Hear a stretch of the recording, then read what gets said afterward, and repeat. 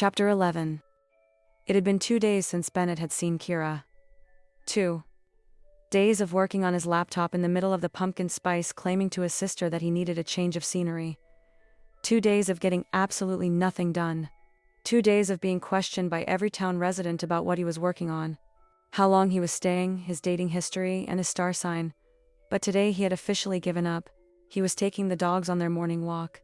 And then he was taking his work back up to Jeannie's apartment, where he should have been all along. Kira wasn't coming, and he wasn't going up to the farm again. He'd intruded on her life enough already. Whatever spark he thought he'd felt between them, he'd clearly imagined it. Whatever fantasy he'd cooked up about a Christmas fling was obviously nothing more than a fantasy. It was for the best. He only had a few more weeks in Dream Harbor, and anyway, he was supposed to be breaking his bad dating habits. At least that's what he told himself as he walked through the brisk morning. Main Street was decked out for the holidays. Each shop had a wreath or a wintry display in the window. Even the pet store had gold tinsel strung up on each fish tank and gerbil cage. The sun was barely up, and the snowflake lights on each lamppost were still lit. He had plenty of time to admire them, since the dogs needed to sniff each and every one. "Come on, guys. Heel," he said, tugging on the leashes, though he didn't know why he bothered. They didn't follow commands anyway, only treats, and he'd forgotten to bring some. He'd be out here sniffing lampposts all day at this rate. By the time he got to the bakery, his fingers were numb, and he was ready to get back to the cafe and grab a hot coffee from Jeannie before getting to work. "Let's get some breakfast," he said, and Elizabeth's ears perked up at one of the few words she knew, breakfast. But her attention was quickly distracted by Pudgy's whining and Odie yanking on the leash. Once Elizabeth spotted what the other dogs did, there was no hope for Bennett to maintain any kind of control. His loyal companions, Man's alleged best friends, dragged him directly in front of the woman he'd just decided to give up on. "Hello, sweet babies." Kira's hands were immediately scratching heads and patting wiggling dog bodies, and Bennett couldn't help but feel a little jealous of the affection she so easily poured on his dogs. Were there humans she treated with so much excitement and care? And how exactly did he get to be one of them? "Morning," he said, and Kira lifted her gaze from the dogs. When her eyes met his, every lie he'd been telling himself about not wanting her disintegrated completely. And the way she looked at him, he knew he wasn't the only one feeling it, even though she was clearly still fighting it. She glanced away, fidgeting with her mittens. "Good morning. Are you headed to the cafe?" he asked. Yeah. After I meet with Annie about her Christmas cookie idea. They're amazing. I've already eaten way too many." Her lips quirked up just enough that Bennett felt a flare of heat in his gut. "Me too," she said. "Annie's like some kind of wizard or something." He huffed a laugh, and a puff of breath floated in the air between them. Kira was bundled up, tucked deep inside her hood, and he resisted every urge in his body to ask about the heat in her house, to ask if it was working, if she'd figured out how to use the fireplace, if she was warm enough. He would not tell her about the videos he'd watched about old steam heating systems or about the book he'd ordered from Hazel about radiator maintenance. She hadn't asked for any of it. He cleared his throat. For whatever reason, Kira didn't want his help, which he was just now realizing left him with no moves whatsoever. God, maybe he really did have a problem with women. If he couldn't fix anything for her, then what did he have to offer? That was a grim thought for so early on a Wednesday. "They'd be a real draw for the farm," he said. "Yeah, I hope so. We had a really good turnout last weekend, so I'm just trying to keep the momentum going." She shrugged a little inside her bulky coat. The sun was starting to stretch its rays down Main Street, and it gilded the fluff around her hood. Well, cookies never hurt. He was running out of things to say, running out of reasons to keep talking to her. Maybe the women he usually dated ditched him after a few dates, not because they were using him, but maybe just because he was boring. "Look, I really am appreciative of all the help your friends gave me on Sunday. I know I haven't been particularly friendly to you." Bennett shrugged.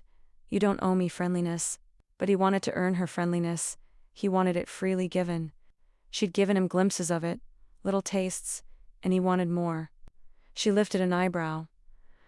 Okay. He was definitely smiling like a moron, but she was nearly smiling back, so it was worth it. "So, I was thinking, oh, well, I just thought if you wanted to come up to the farm in the mornings to let the dogs run around before we open, yeah? I wouldn't chase you off the property." And there it was. That private smile she'd given him on Sunday, like they were sharing a secret joke. "I might take you up on that. The dogs would love it." Kira stooped to give Odie and Pudgy some attention. Would you like that? Do you want to come run around and pee on a whole bunch of trees? She glanced up at Bennett. We won't mention to the customers that their family Christmas tree may or may not have pee on it. He laughed and Kira smiled bigger, and he was pretty sure church bells rang out in the distance. Elizabeth licked the side of Kira's face. Oh, kisses, thank you, Kira said with a laugh, gently pushing Elizabeth's big face away from hers. She stood up, the smile still lingering around her mouth. Bennett forced himself to drag his gaze away from her lips. So, maybe I'll see you tomorrow morning? She said, and beneath the casualness of the question, Bennett heard more. Or he wanted to think he did. Do you think you probably will? Great. She shook her head, remembering too late to rein in her enthusiasm. I mean, good. I will maybe see you then. All three dogs immediately started whining as soon as she turned and strode off toward Annie's bakery. Bennett had to swallow his own wine at seeing her go, but he had an invite to see her tomorrow. He was sure everyone in the pumpkin spice would know exactly what the ridiculous smile on his face meant when he walked in, so he took the back alley and went straight up to Jeannie's apartment. If he was going to spend tomorrow morning up at the farm, he'd better get some work done today. He set himself up on the couch. Laptop, coffee, peacefully snoring dogs. Check, check, and check. He had to admit that working from home did have its perks.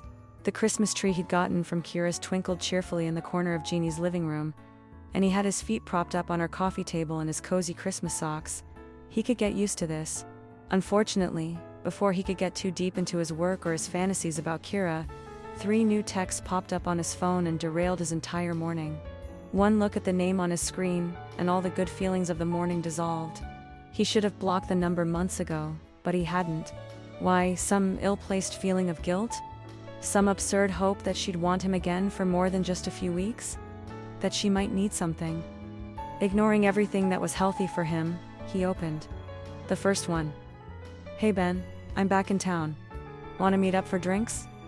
Bennett sighed and pinched the bridge of his nose. The familiar pull already had his fingers twitching to respond, before he read her next message. I miss you. Of course she did. She always did after a while. I hate to be alone for the holidays and I know you do too. ... call me ... And there it was. She just needed someone to warm her bed until spring rolled around. Or she got bored, or she found someone more interesting to spend her time with. Nicole Allen was Bennett's shameful secret. Not even Jeannie knew about her. He'd been way too embarrassed at the time to tell anyone about her, and he certainly wasn't about to tell anyone now. Nicole was the real reason he'd uprooted his life and moved across the country. They'd dated on and off throughout college, with him always being more invested than she was, not that he would have admitted it at the time. When she'd gotten a job on the West Coast after graduation, he assumed it was officially over between them. It should have been a fresh start for him, but instead, she asked him to come with her. Tearfully, actually, after confessing she was afraid to go alone, to start over on the other side of the country. Of course, it was the exact right thing to say to him. How could he not go? How could he resist the feeling of being her hero? He'd followed her to California and shared her apartment and her bed for 3 months, before she realized it had all been a mistake. It turned out that freedom was actually what she wanted. He'd been too embarrassed to come back home, and so he'd stayed. And somehow she was still able to lure him back, because apparently the only thing that got him off more than helping people was being needed by this woman. Whenever they were together, it was because she needed him, or something from him at least. She needed him to chase away her loneliness, or she needed him to comfort her, while she licked her wounds from whatever the last guy did to her. Or she needed him to escort her to holiday parties and ensure she was never under the mistletoe alone. And damn it, if he didn't feel the pull of her again. She missed him. She was lonely. She wanted him. He glanced at his tree and the pull lessened. Kira's smile from this morning lit up behind his eyes. Maybe this time he didn't need Nicole back. He tossed the phone aside and resolved not to answer.